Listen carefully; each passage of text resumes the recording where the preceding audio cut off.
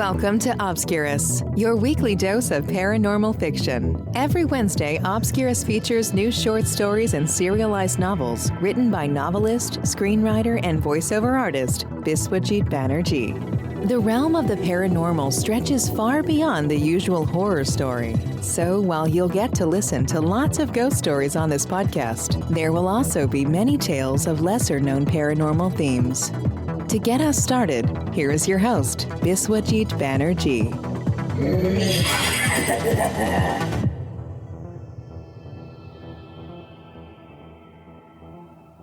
Hello and welcome to Obscurus. My name is Biswajit Banerjee, your host for this show. This episode features the first part of a two-part short story. Before I start the tale, as always, I would urge you to visit my website biswajitbanerjee.com for information on my work. Please also visit my dedicated website for this podcast, obscurus.buzzsprout.com. Here you will find all the Obscurus episodes, their transcripts, and chapter markers for easy navigation. And now, let's plunge into the story. A schoolboy has good reason to believe his English teacher is a monster. Although very popular with the students, this English teacher seems responsible for the depleting sheep population of the countryside where the school is located. What's the truth? Let's find out.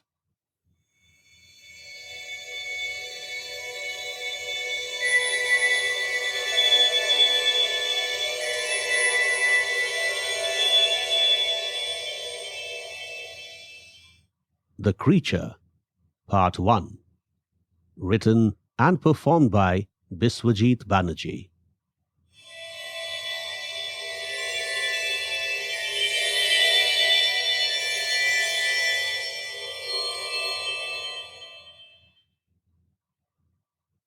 Nobody would believe me, so I didn't tell anyone. The truth about one of our teachers stayed hidden from one and all.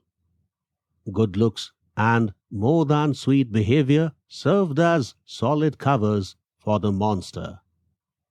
Oh yes, you heard me. The teacher I am talking about was a monster. Well, a real monster, I mean, and not one in the figurative sense. Okay, let's start from the beginning. Way back in the late 80s, Mr. Brian Miller, an American, joined our school a month after the first term examinations as a middle and senior school English teacher. Although a reputed convent institution, our school was located towards the countryside bordering a city of northeastern India. Two villages known for their wool production were within a kilometer radius of the school.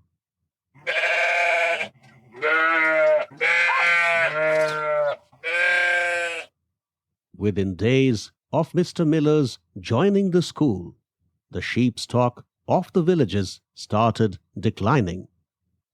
Villagers would often come to the fields and grasslands adjoining the school looking for the animals.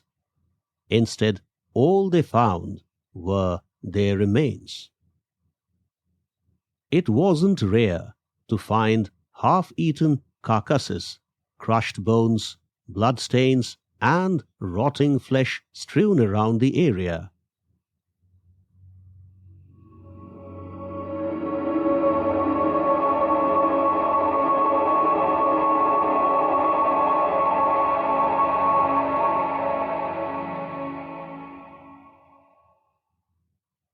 The police and district administration authorities ascribed the killings to some wild animal which might have moved into the countryside from the dense woods several miles away from our school.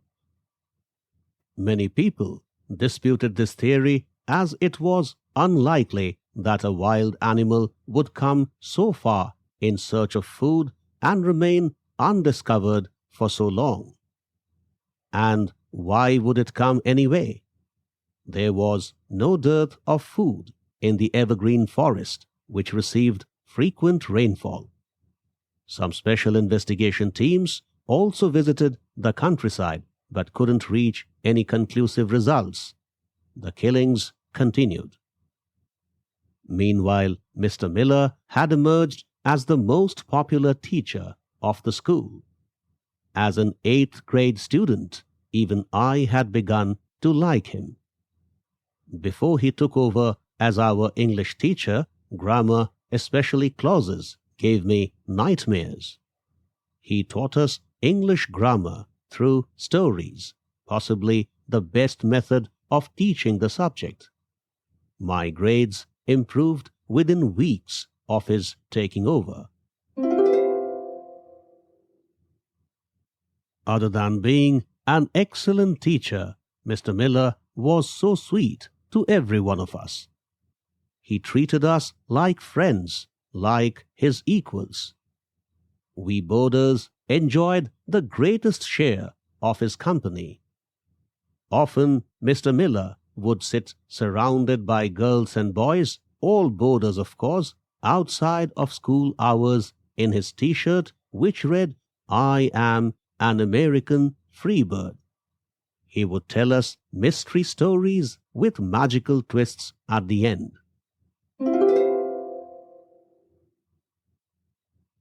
He was touching 40, but was still a bachelor. One day, a chubby girl called Pinky asked him why he chose not to marry. With a wide smile, he said, "Because Pinky chose to be born in a different epoch."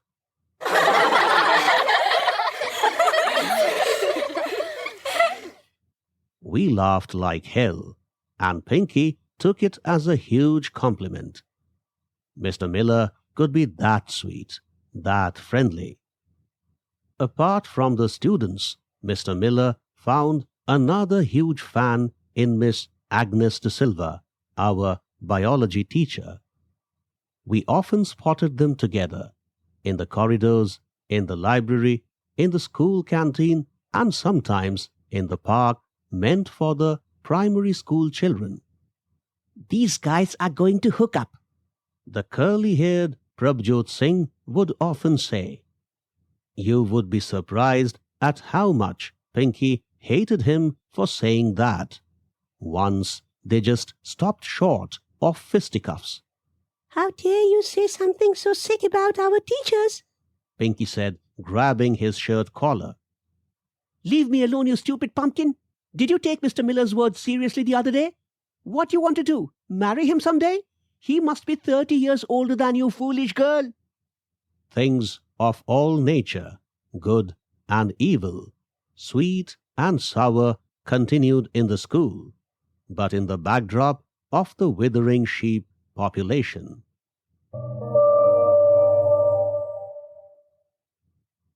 The villagers got more vigilant.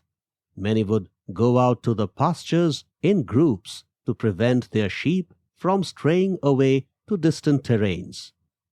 Some built concrete enclosures for their sheep so that they might not be stolen at night. The district authorities deployed half a dozen guards to keep a vigil.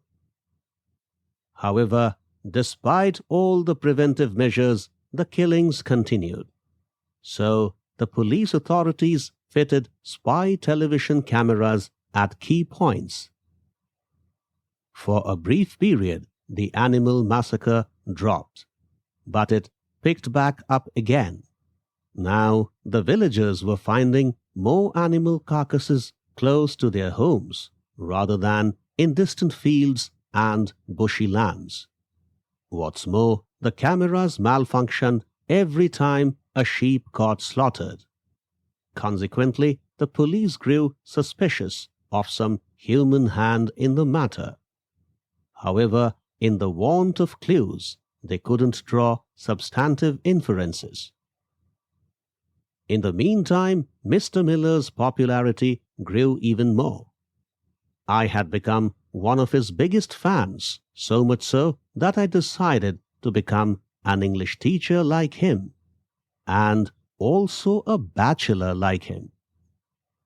My interest in English literature rose by leaps and bounds. I devoured all the novels and short stories that Mr. Miller recommended to his students. Before he started teaching us, I couldn't have imagined myself reading such thick books. Jane Austen, Charlotte Bronte, George Eliot, Charles Dickens, Thomas Hardy, Arthur Conan Doyle, Bram Stoker, George Orwell, and Virginia Woolf. I read and reread their books. Some of these, you might think, would be difficult for a 13-year-old to grasp. However, I faced no difficulties. I was in love with classical English writers. Reading books had another positive side. It gave me grounds to enter into lengthy discussions with Mr. Miller, and he would retell each of the stories in his own unique ways. Whatever he explained was a treat to my ears. I wanted more and more of this man. He was a genius, and I was fast becoming a genius in his company. If only things had continued that way. But then came the day when my world turned upside down. One day, early in the evening, after rereading Bram Stoker's Dracula, I went to see Mr. Miller in the school library. Under the instructions of the principal, our school library used to function deep into the evening, and we would often find Mr. Miller seated on a corner bench of the library next to a large window, reading some book or writing some study notes for his students. Without a doubt, that man prepared hard for his classes, the sign of a great teacher. But that evening I didn't find him in the library. With the hope of seeing him, I waited on the same bench. Minutes ticked by, but he didn't turn up. I was dying to discuss the Transylvania terrains with him. As an ardent traveler and adventurer, he might have been there. What was the degree of resemblance of the highlands described in the novel Dracula to the real Transylvania mountains? I longed to know. Mr. Miller would surely be able to tell, even if he had never been to those places himself. He was, after all, a moving encyclopedia. The clock behind the librarian's desk showed 10 minutes to 6. Now there was little hope of his coming. As I got up from the desk and started walking, I picked up on a movement from the corner of my eye in the distant bushy fields visible through the window. Something seemed familiar about what I saw. I looked out of the window. Indeed, something moved sluggishly over a distant meadow. What was it? A bear? Not quite. The creature appeared different from every living land creature that I knew of. "Sir, something is out in the fields," I said to the librarian, Mr. Jitendra Saxena. "What?" he said from his desk. "I don't know, sir. Can you come down here to check?" "Well, okay, my boy, if you insist." When Mr. Saxena came over, I pointed in the direction I spotted the movement. Well, nothing was in the meadows anymore. "I can't see a thing, my boy." "But, sir, I am sure I saw something." He smiled. "Perhaps I know what's happening." "What, sir?" "Well, my boy, I know what kind of stories you are reading these days. These gothic ghost stories will do you no good.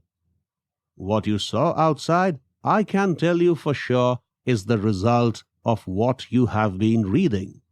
Read better stuff, comedies, family dramas, self-help books, and of course, world history. Why are you so obsessed with the spooky stuff? Sir, what I observed is not connected to what I read. Listen, dear, I am 59. I have seen so much of life. I know what kind of things can happen to kids like you. Do you understand that? Take my advice. Stop reading all the spooky and gory stuff. While I respected Mr. Saxena for his friendly nature, I disliked his I know all attitude. For whatever stupid reason, some people think wisdom comes with age. Well, it doesn't. Kids are much better than many elders when it comes to judging situations in life. In any case, taking the matter further with Mr. Saxena wouldn't help. Without a moment's delay, I walked out of the library and rushed to the meadow, where I spotted the creature. Though cognizant of the risks of venturing alone into the fields at that hour, I had no choice but to learn the truth. Without satisfying my curiosity, I wouldn't get any sleep. The meadow I thought I had seen the movements in was almost in the center of a cluster of mounds. From one of the summits, I took a good look at the entire area. I did not spot anything. Soon after, I decided to give up the search and turned around.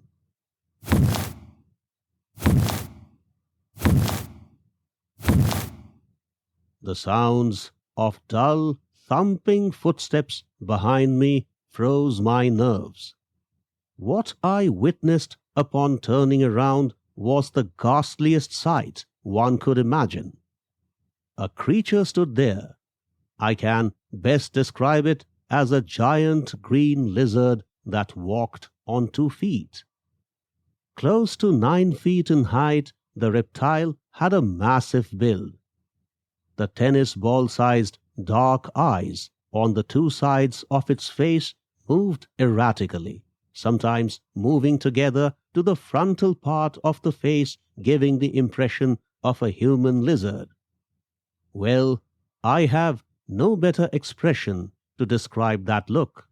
Foam formed all around its black nostrils and mouth. The froth was reddish-white, and I soon knew why. The reptile held a sheep carcass with what can only be described as its hands. Bumps of various shapes and sizes dominated its skin, and the area around the neck and face was full of moving scales. Disgusting. The creature was strange, but the fact that it was wearing a red t-shirt that had gotten stretched to its limit because of the beast's massive size was stranger. You might have guessed it. The message on the t-shirt read, "I am an American freebird." From its movements, I realized the creature would jump at me. In the next moment, I turned and ran at a speed that would vanquish the combined prowess of 10 leopards. The sounds of the quick, thumping footsteps behind were indicative of the lizard following me.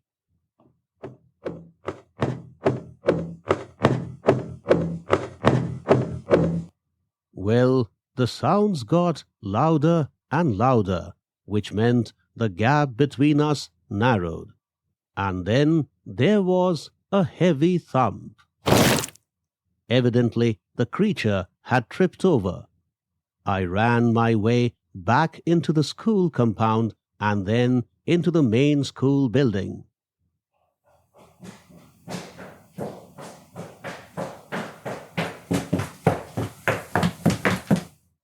I didn't halt. I kept running till I crashed against someone.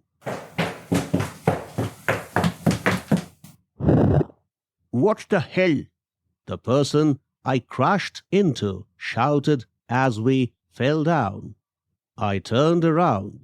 A foot away from me lay the plump figure of Mr. Vinod Patel, the school principal. Miss De Silva, standing at some distance, rushed to our assistance. As she helped me and Mr. Patel get up, I heard soft footsteps behind me. I turned around, knowing full well whom I would see. Indeed, it was Mr. Brian Miller. Karthik, you should be careful, son, Mr. Patel said. Oh, I'm really sorry, sir. But why were you running like mad? Sir, someone was chasing me. Chasing you? Mr. Silva said. Who was chasing you, Karthik? Someone, I said, sensing Mr. Miller just behind me. What? Some ghost? Some creature? Mr. Miller said with a vicious smile on his lips. Sir, someone. Don't hesitate, son. Tell us what happened, Mr. Patel said. Sir, a monster is lurking in the meadows. It is a very tall, walking reptile, and it is the one eating the animals. Since I spotted it, it wanted to kill me too. The principal took a while to absorb what I said and then came forward and placed a hand on my shoulder. So, the monstrous reptile was following you? Yes, sir. Son, are you missing home? Your parents and sister? You want me to call them up tomorrow? But, sir, I am fine here. Then you are not getting enough sleep. I am sleeping well, sir. I am absolutely fine. Son, when a bright student like you says he was being chased by a monstrous walking reptile, there can only be two reasons. First, he is depressed for some reason, perhaps homesick, or second, he is sleep deprived. Sleep deficiency can cause hallucinations. Trust me, sir, I am hale and hearty and well prepared for my half-yearly examinations. I suggest you go and get some rest now. As I walked towards the boys' hostel, I spotted Mr. Miller grinning, as if telling me, You won't be hanging around for long, boy. You will soon be dead meat. Needless to say, my studies took a downswing and I performed really bad in the examinations. Frightened to the core, I never spent an extra second in the school complex after classes. I would rush back to my room the moment I heard the bell of the last period ring. The chance of Mr. Miller coming to my room was low. Usually, the teachers didn't visit the hostel.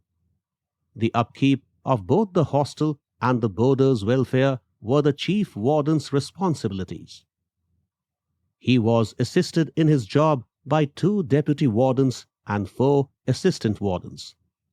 If Mr. Miller visited the hostel with some malicious intent, he would clearly not do so without escaping the notice of the strong team of wardens and other hostel attendants. So, if he harmed me in the hostel, people would easily know about it. The hostel afforded the greatest safety. The flamboyance in Mr. Miller's teaching was the same, but I could hardly absorb a word he spoke in class. Despite all efforts to avoid exchanging looks, when our eyes did accidentally meet, his glance would convey one and one message only. Wait till I can land my hands on you. Around that time, the district and police authorities beefed up the security measures to stop the animal killings. The police fixed more cameras and quadrupled the number of security personnel and guards in the area. Their actions worked. The killings stopped altogether. Mr. Miller appeared quite restive those days and soon seemed to be sick. Well, I knew the reason. He now found the police measures insurmountable and therefore wasn't getting any food. Then, one day, we learned Mr. Miller had quit his job. A pall of gloom descended upon the students.